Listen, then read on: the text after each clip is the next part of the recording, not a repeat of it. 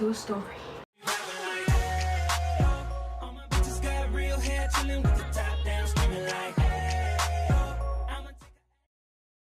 On Kiki Time, where I tell stories that are boring, maybe interesting, maybe funny, maybe sad, maybe will make you mad. It wasn't requested. I don't even have subscribers to have a video be requested yet. So I just thought I'm gonna pick the most interesting topic to talk about, that I know the most about, that I remember the most about, and that still to this day cracks me up and makes me confused. Got my candy. Gotta. Oh!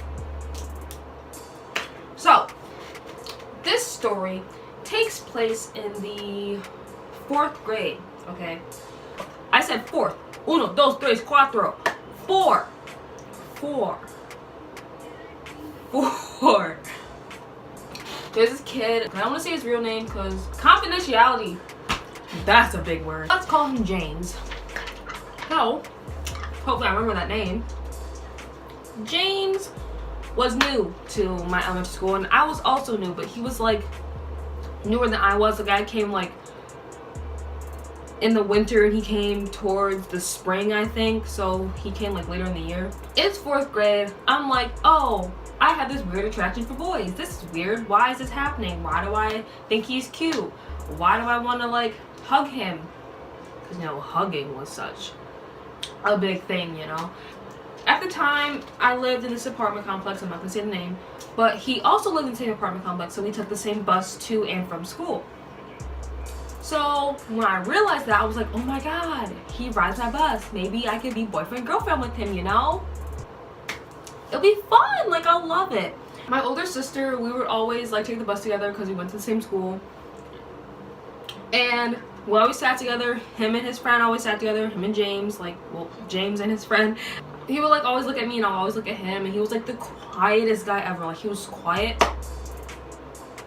When they're quiet, that's how you know it's an issue. Like, something's wrong, okay? But let me continue. So I tell my sister, oh, here's a note, like a sticky note. Go give him my number while we get off the bus. So we're getting on the bus, like getting off the bus. He had got off first, and my sister had followed him and his friend. So I like booked it. Like, I didn't run, but like I sped walk away. I was like, okay, I'm gonna like wait at the corner for her, because like it was a street. He was right here and I was right here. My sister was talking here and I was waiting here. I gave him my number or whatever, and then we went home.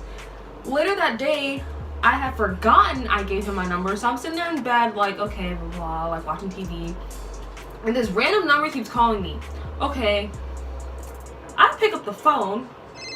All I hear is breathing, so I'm like, what the heck, and I hang up.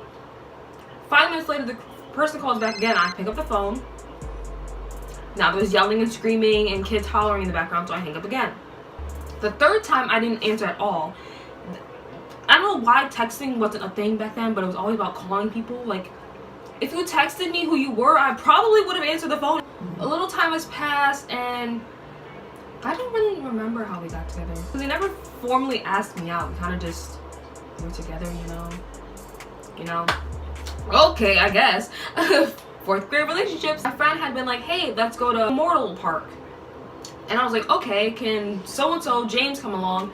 They're like, oh, okay, sure. So it's me, my sister, James, and then my friend, well, my sister's friend at the time. I'm gonna call her Laura, okay? So we're all going to Immortal, and we get there. And I don't know what Laura had the audacity, like, she just had the audacity to want to kick James in the no-no area.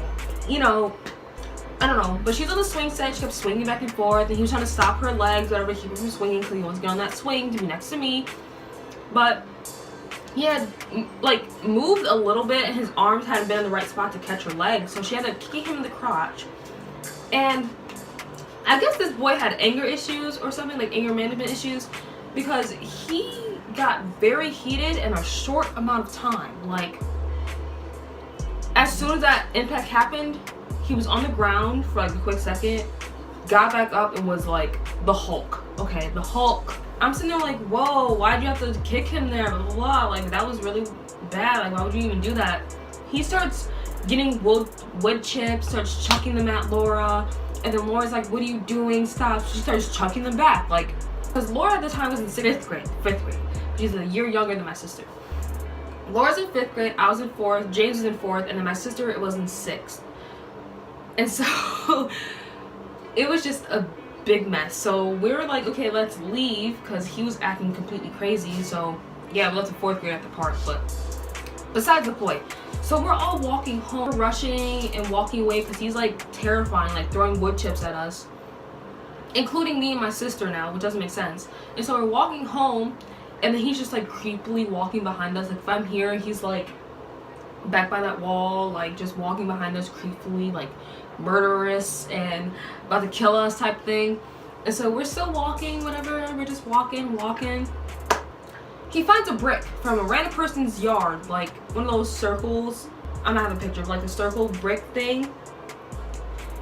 It's like that. And he picks one of those bricks up and just holds it like, and he's going like this in his hand, like he's about to throw it or something. He does chuck it, but like it doesn't hit us because we're too far away. And then it splits in half, so he has 2 pieces now. And at that point, we started running back home because we're almost at the apartment complex again. And we started running back home, and then we got like in the apartment complex, but we didn't go to our house, obviously. I didn't want him knowing where I lived and like come get me, whatever. And Laura didn't want him knowing that either. So we went to our friend's house, and we started banging on her door like, open the door, he's trying to like hit us with a brick or whatever. And then my sister's friend, who was like, I think a year or 2 older than her, like she was in 6th grade, I think she was in 8th. And so she opened the door, she's like, what the heck, what? And she's like, can you let us in? This guy's chasing us with a brick, like I need help, like please. And then she's like, no, my mom's home, I can't have any friends inside. So we're like, shoot, what do? We turn around, James is standing there, creepily, like just, yeah, like he's just standing there like, oh, if only I had pictures, but I don't. Like, he's standing there staring at us. And then all of a sudden he like goes behind this wall, he's leaning against it, and he's At this point I'm like, Kiara, you done messed up. Who is this boy? Like, the new kid is always the crazy one, you know? I'm just like, okay, I need to end this, like get him out of here. And so my sister and Laura were waiting by like this tree by my friend's house who were trying to get inside. So they're standing there, and I go up to it and I'm like, okay, this isn't working. We can't be together anymore because you just tried to kill my sister, me, and my friend with a brick. So I'm gonna need you to like not follow us anywhere else, but like stay here and just stop. And then his whole mood just changed. He was completely calm. He was normal. He has the audacity to say, I'm sorry. I didn't mean to act like that. I don't know what got into me. And he slowly sets the bricks down. He's like, I'm sorry. Boy, what is sorry gonna cut? Sorry doesn't cut it in this moment, sweetheart. You just tried to kill. No. So I just walked away. I didn't say anything. And his friend came up because I guess he had called him, whatever. So his friend came up and he was like, bro, what happened? And then at that point I had walked away. So I didn't know what the conversation was anymore. I walked up to my sister-in-law. I'm like, oh, okay. I ended it with him. Like, we can go home now. She's like, are you sure? I'm like, yeah, he seems cool now. Like, he's calm, completely calm with his friend over there. So that was it. And then we just went home, had a normal day. The strange thing is, out of this whole story, after all of that had happened, not even like a week or so later, he moved. He vanished. Boom, be gone. Poof. New kid, just moved here. Has no reputation at all. Like, no one knows who he is. He's quiet, he doesn't talk to anyone. Disappears after trying to kill someone. Okay, not literally kill, that's over dramatic, but like harm someone. Harm someone, okay? But then it's like those scary movies when like you think you see your murderer and then it's not really them. Like, I would look out the window sometimes, I see him like in the street, like, what the heck? No. But it's whatever. Moral of the story is, don't get with the quiet kid from school. Because he will be crazy. Hope you guys enjoyed that story of my 4th grade elementary school relationship. It worked out great, clearly. I have more stories to tell, so if you would like to select from these 3 stories, pick one. I'll see the poll, then I'll upload that video. I never know how to do intros and outros. Like, they're so, I don't get it. Like, no one watches the outros anyway, so I can just be sitting here rambling. No one will be watching it anyway.